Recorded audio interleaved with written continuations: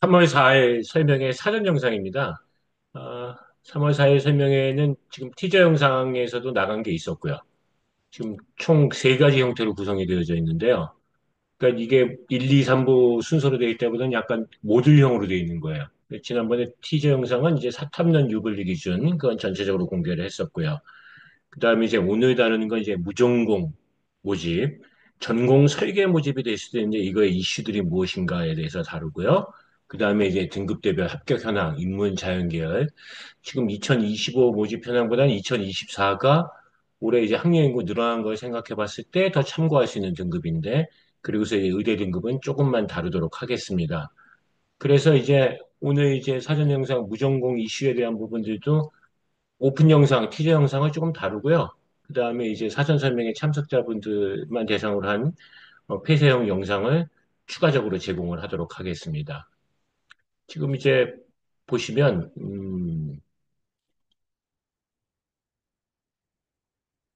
며칠 전에 이제 2월 26일이죠. 괜찮은 뉴스 이제 공식 블로그에서도 안내를 드렸지만서도 연세대학교가 이제 무전공학부인 진리자유학부를 이제 262명을 선발합니다. 이것은 뭐 대학 혁신지원 사업 이 규모가 이제 8,800억인데 인센티브랑 관련된 부분이 4,400억이거든요. 그래서 학교별로 이제 30억에서 60억 정도의 지원을 받으니까 이 무전공학부가 문과, 이과 관계없이 의대 사범대를 제외한 모든 학과를 지원하는 인원이 전체 모집 인원의 10%가 돼야지만 이제 인센티브 만점을 받습니다. 그리고 이제 단과대학교를 모집하는 것이 이제 15%, 합쳐서 이제 25%가 돼야 되는 거거든요. 2025년도에는 이거 유예를 했기 때문에 2026년도에는 무전공 학부가 많이 늘어나요. 그래서 지금 작년도 4월 말에 나왔던 대입 전형 시행 계획상의 모집 인원은 아무 의미가 없습니다. 지금 연세대학교도 당장 262명이 늘어나게 되니까 학과별로 인원이 다 조정이 되어져서 나오게 될 거거든요. 그래서 뭐 이러쿵저러쿵 이야기가 될 수가 있습니다. 뭐 지금 당장은 대학 입학이 중요한데 무전공 모집을 하는 거에 대한 것들이 뭐 무슨 이슈가 되겠는가라는 생각이 드는데 실제적으로는 어쨌든 모집 인원 전체의 25%가 무전공 학부니까 시원서를 6장을 내거나 정시 원서에서 석장을 낼 때 무전공 학부가 하나가 걸릴 수가 있다는 거예요. 근데 이것은 이제 2015년도에 했던 프라임 사업, 그때 당시에 이제 첨단 전공을 신설하면서 이제 학과 통폐합을 하고 신설학과들을 많이 만들었거든요. 그때 이후로 가장 큰 학과 구조 개편이라고 봐야 될 것 같고, 당시에 이제 프라임 산업 때는 결국 성과를 거두지 못했어요. 그래서 이번에 이제 무전공학부도 단순하게 이제 1학년 때 광역으로만 모집한 다음에 2학년 때 각 학교, 학과별로 희망하는 대로만 다 보내겠느냐? 그건 아니고 학생 설계 전공, 융합형 인재 육성, 좀 말이 그럴듯한 이 장밋빛 전방, 이게 좀 들어와야지 기존에 있는 학과들이 좀 살 수가 있거든요. 일부 학과, 소수의 인기과로만 다 몰리게 되게 되면은 대학 내에서 이제 인력 기반이 혼란스럽잖아요. 그러니까 이제 학생 설계 전공이라고 하는 형태로 해서 쉽게 말해서 이제 학과는 없어져도 교수님들은 살아남게끔 뭐 이런 식으로 할 수 있는 그 무전공 관련되어 있어서 학교들이 이제 유도하는 게 있어요.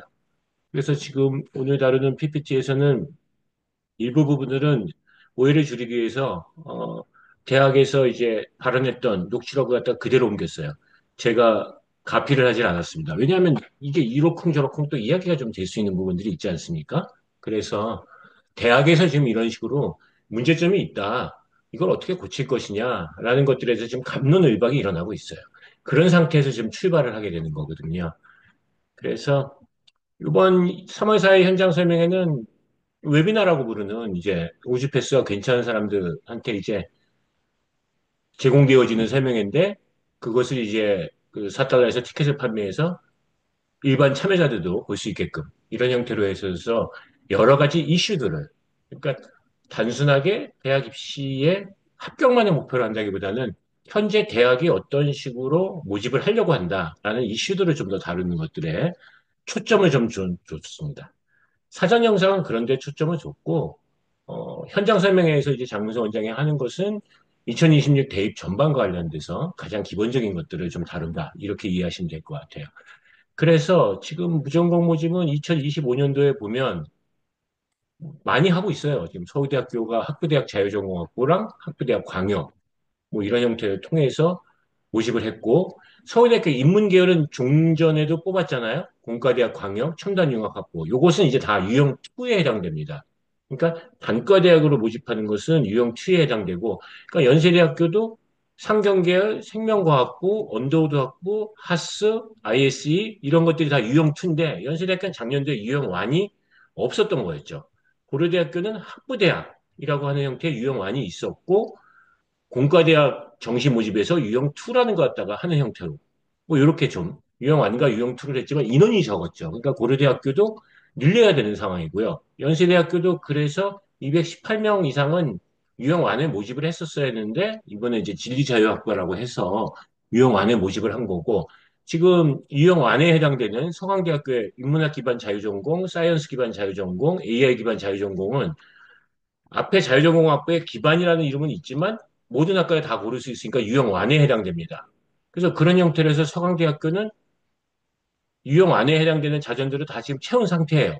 그리고 이제 과거에 인문학부, 사회과학부, 지식융합, 미디어학부 이런 식으로 뽑던 건 이제 유형 2에 해당되어지는 거고요. 한양대학교 한양 인터칼리지 학부가 모집을 많이 했지만 역시 이 혁신사업 지원을 받으려면 이 상태에서도 더 늘어나야 되는 거예요. 그런 부분들이 있고 건국대학교는 이제 비율을 많이 채웠어요. KU 자유전공학부라고 하는 유형안도 있고 문과대학, 이과대학, 공과대학, 사회과학대학, 융합기술원 이런 형태로 해서 유형2도 하고 이런 형태로 했습니다. 그래서 지금 모든 대학들이 다 이런 식으로 모집을 하고 있는데 뭐 모든 대학들을 다 하지는 않고 한 국립대학교도 하고 있어요. 그래서 서울에 있는 것들 그다음에 수도권에서 일부 대학들, 주요 대학들, 그다음에 국립대학도 하고 있다라는 차원에서 이제 강원대학교 정도를 보여드렸었습니다. 2025년도에는 어떻게 했냐면 서울대학교가 자유전공학부 118명, 학부대학 36명 이렇게 뽑았는데 역시 마찬가지로 대학 혁신 지원 사업을 하려면 이걸 늘려야 되는 상황이에요. 늘릴 거냐 서울대학교가 뭐 그건 모르겠지만 고려대학교, 성균관대학교, 한양대학교 이런 데도 늘릴 거다. 이렇게 볼 수 있는 상황이에요. 서강대학교가 작은 학교잖아요. 1,700명짜리 학교인데 이미 자유전공학부를 157명을 유형완으로 선발을 했기 때문에 서강대학교는 비율을 많이 맞춘 거고 한양 인터칼리지가 많은 것 같아 보이지만 한양대학교가 대학 규모가 더 크잖아요. 그런 점을 생각해 보면 한양대학교는 우정공을 더 확대를 해야 되는 상황이고 뭐 이렇게 보셔서 정년도에는 지금 뭐 수시 쪽에서 한 7,900명 정도 되는데 이 대학들이 이게 지금 인원 자체가 한 10,000명 이상 늘어나야 되는 상황. 그래서 예컨대 뭐 마침 이 포럼 자체가 한양대학교 에리카의 그 교무부처장이 동영상 찍은 게 있어서 이걸 이제 좀 기본 파일로 좀 돌리는데 그러다 보니까 이제 그 전공 자유 선택과 관련된 부분들은 한양대학교 에리카 캠퍼스에서 라이온스 전공이라고 하는 것들을 할 때 어떻게 하고 있는지에 대해서 그 다음에 이제 포럼에서 나왔던 토의록 중에서 일부들을 또 좀 녹취록 형태로 해서 했습니다. 지금 보시면 전계열, 자연계열, 인문사회계열, 디자인계열 이런 식으로 해서 지금 사이즈가 커요. 전체가 총 448명을 뽑고 있거든요. 그러니까 단과대학이 있는데 여기다가 이제 유형 2를 해서 이제 448명을 이제 2025년도에 모집을 했고요. 그 상태에서 이제 그렇다면 그 전계열은 어떤 학과라도 다 갈 수 있는데 다만 좀 선수강 과목은 있어야 된다. 뭐 전자공학부를 가려면 미분적분학이라든지 물리학, 로봇공학과 가려면 뭐 C 프로그래밍 이런 식으로 이제 대학에서 이제 선수 과목이라는 형태들을 만들 거예요. 그러니까 고교 학점제하고는 또 좀 다른 거죠. 그래서 그러면 종래 이런 식의 그 무전공, 자유전공, 다전공, 학제전공을 했던 곳은 이제 대표적인 것이 이제 서울대학교 자유전공학부고요. 그 다음에 전체적으로 했던 곳은 이제 서강대학교죠. 서강대학교가 다전공이라고 하는데 이수학점 자체를 낮춰서 복수전공이나 다전공이나 전공 설계를 할 수 있도록 해줬고요. 이화여대는 이제 스크랜턴 학부라는 데서 그런 걸 했었어요. 그래서 지금 이게 뭐 스크랜턴 학부에서 나왔던 학생들의 나는 스크랜턴 학부를 갔더니 어땠다, 좋았다. 철학과 수업을 듣고 심리학과 수업을 듣고 국문과 수업을 들어서 통합적 문화연구 트랙을 하니까 좋았다. 라는 것들에 대한 얘기를 하는 거고, 인문학 공부도 하고 사회과학 공부도 하니까 좋았다. 이런 식에 대한 얘기인데, 이과 쪽은 그런 게 좀 적죠. 전자과, 기계과, 컴퓨터공학과 이쪽으로만 좀 쏠릴 가능성이 높고, 인문 쪽은 지금 경영대학을 제외하고서는 뭐 취업에 대한 걱정이 있다 보니까 다전공, 전공 설계 트랙이 아주 자연스럽게 되고 있었어요. 문제는 이제 이번에 이제 다전공을 하게 되면 그게 이제 공과대학, 자연과학대학에도 해당이 되니까 그렇다면 나타날 수 있는 문제점들. 그걸 이제 어떻게 해결할 것이냐, 이런 것들에 대한 얘기예요.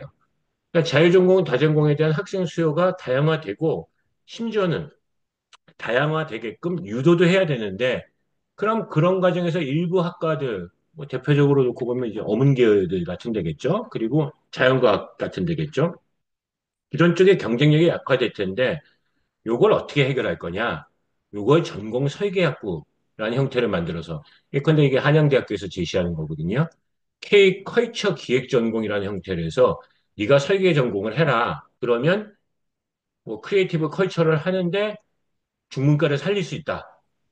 그러면서 경영학과 쪽으로 복수 전공 들어오는 것을 어느 정도 차단할 수 있다. 그럼 경영학부의 수업도 좀 듣고 광고 홍보의 수업도 듣고 뭐 한양대학교 에리카에서는 지금 문과 쪽은 요 두 개가 가장 인기잖아요. 그러니까 그렇게 돼서 요거를 기존에 있었던 어문 계열을 좀 살리면서 설계 전공의 형태를 하게 되고 그러면 뭐 중문과는 뭐 중장기적으로 볼 때는 없어지고 중문과 교수님들만 남아서 이런 전공 설계 과정에서 남지 않겠느냐 이렇게 본다는 거고 어쨌든 이런 식의 설계 전공을 하게 되면 소프트웨어 교육 쪽은 수요가 많이 늘어날 거예요. 그러니까 소프트웨어 교양 과목이 많이 늘어나야 되는 거고 그러니까 소프트웨어 학과가 지금 인기인데 앞으로 심지어는 대학에서 교수가 될 때도 좀 더 좋다 이렇게 볼 수 있을 것 같고 그럼 인기학과를 지금 수강 신청을 하는 걸 보면 뭐 5분 내로 끝나고 그런단 말입니다. 이걸 어떻게 할 거냐라고 하는데 이 대안이라고 얘기하는 것이 이제 하이플렉스 강의를 확대한다. 그러니까 하이플렉스 강의라는 건 이제 하이브리드 러닝 플렉서블 그러니까 온라인 비대면 실시간 비실시간에 전부 다 넣는 형태의 것들. 그러니까 그 80년대식으로 생각해보면 콩나물 교실을 온라인 버전으로 옮기는 거. 이렇게 해서라도 인기학과 교과목 수강 쏠림을 어느 정도 막을 수 있지 않을까 이렇게 생각하는 거고 전공 교과 과정에 보면 지금 스크랜턴에서도 소개했던 것처럼 철학과 수업, 국문과 수업, 뭐 심리학과 수업 이렇게 여러 군데 거에 들어서 하나의 전공이라는 형태로 해서 융합전공 땡땡 학부, 융합전공 K컬처 기획전공 이런 형태로 나가게 되어지는 형태를 하게 되면 좀 유연한 학과다라는 의미에서 이제 플렉서블하다. 그래서 이제 하이플렉스 강의다 이렇게 얘기하고 이거를 이렇게도 구성하고 저렇게도 구성하니까 모듈형이다 이렇게 하는 부분들이 있고 그렇게 돼도 소위 말해서 이제 소외학과들은 지금 10명 미만이면 폐각인데 이걸 좀 5명 미만으로 하겠다. 그러면 고등학교를 졸업하고 무전공, 다전공, 다학제 전공을 들어오는 대학교 1학년 학생들이 그걸 어떻게 선택하겠냐? 고교학점제에서도 교사들의 지도에 따라서 결국은 과목을 골라야 되는데 대학에 와서도 또 어드바이저가 있어야 된다. 담임 교수가 있어야 된다. 그래서 진로 상담, 아카데믹한 혹은 뭐 잡 캐리어적인 어드바이저들을 채용을 해서 진로 상담도 하고 교과목 선택도 하겠다. 요런 게 지금 검토하고 있는 방안들이에요. 그러니까 모듈형 교육과정이라고 하는 것들이 이게 우리가 모듈형 소파라는 건 잘하잖아요. 이게 이제 소파란 말이에요. 이걸 붙이고 이걸 붙이면 집이 작으면 이런 식으로 하고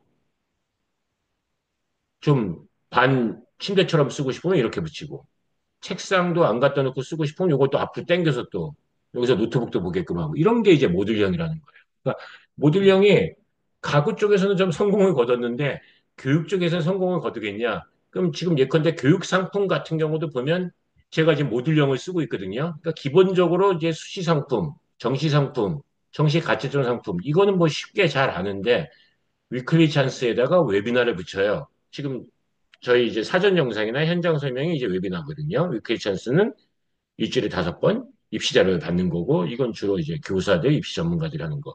그럼 요것과 요거를 합치면서 카톡 질문을 주는 게 이제 우주 패스라는 거랍니다. 근데 또 요건 안 하고 자료만 보는 게 4월달에 나오는 퍼클 도서관이에요. 그러니까 이렇게 모듈형을 만들어서 상품을 파는데 그러면 아주 성공적으로 잘 되고 있냐라고 하면 보통 여기까지만 잘 돼요. 나머지는 너무 복잡하다. 지금도 그렇거든요. 수요자들 측면에서. 그러니까 소파야 이런 다양한 방식으로 제공을 해도 가장 기본적인 방식으로 집에다 또 배치를 하고 쓸 가능성도 높거든요. 그래서 이 전공 설계, 무전공, 다전공제가 지난번 이제 2015년도에 프라임 사업처럼 성공할 수 있을지에 대해서는 대학 입장에서는 방법이 없으니까 이거에 대한 이제 기대가 만발하고 있지만 현실에서는 이제 앞으로 한 2, 3년 정도의 시행착오를 거치면서 이 시도가 성공했는지 여부에 대해서 또다시 좀 논의가 이어지게 될 것이다. 이렇게 봅니다. 이어서 좀 더 진지하게, 심화적으로 이제 사전 영상 더 진행하도록 하겠습니다. 일단 여기까지는 티저로 오픈하도록 하겠습니다. 3월 4일 날 오후 3시 대치 이동 주민센터입니다.